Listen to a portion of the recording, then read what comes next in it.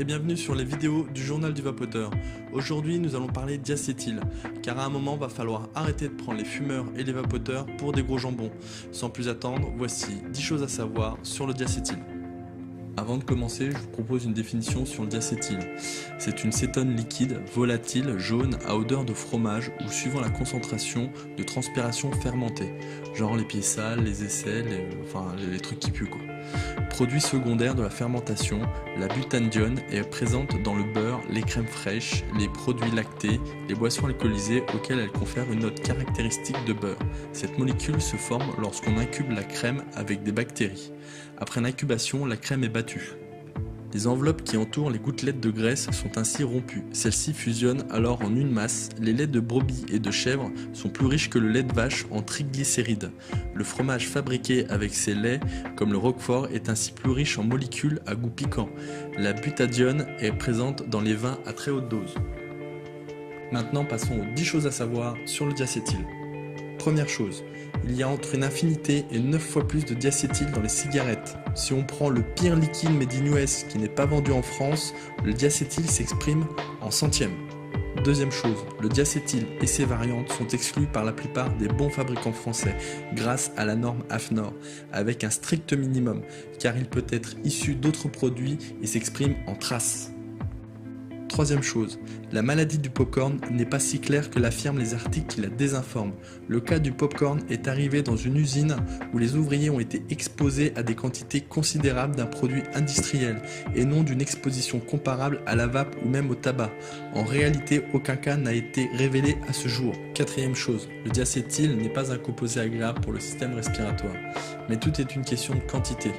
Par exemple, à chaque fois que vous sentez une odeur du citron, l'effet sera assez proche pour le système respiratoire. Cinquième chose, tout avertissement qui n'est pas associé avec des quantités d'exposition ou des durées d'exposition est une absurdité sanitaire.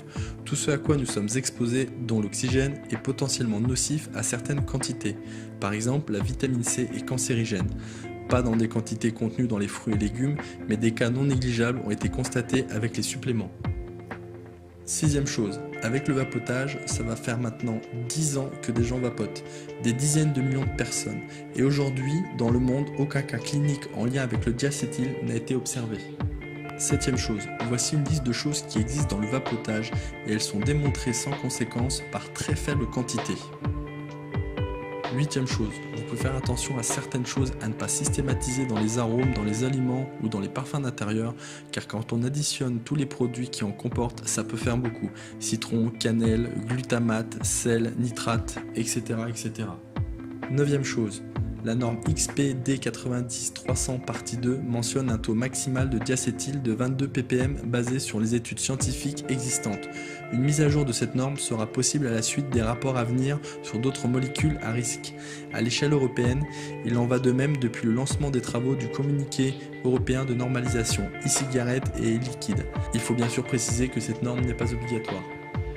Dixième chose, comme on peut le voir sur l'image, voici un petit comparatif diacétyl entre une cartouche de e-liquide, un paquet de cigarettes et 8 heures d'exposition dans l'usine de popcorn. Pour l'usine de popcorn, évidemment, il faut multiplier le nombre carré par 10. Pour conclure, il est effrayant de s'exposer à cette fausse maladie qui circule sur le web, liée à la vape, associée au diacétyl. Alors arrêtez de vous faire prendre pour des gros jambons avec cette pseudo-chasse aux sorcières sans fondement. Le pouvoir de réduction des risques qu'apporte la cigarette électronique face au tabac fumé ne peut en aucun cas être remis en question, et ce quels que soient les débats actuels sur la présence éventuelle de ces composés dans les e-liquides.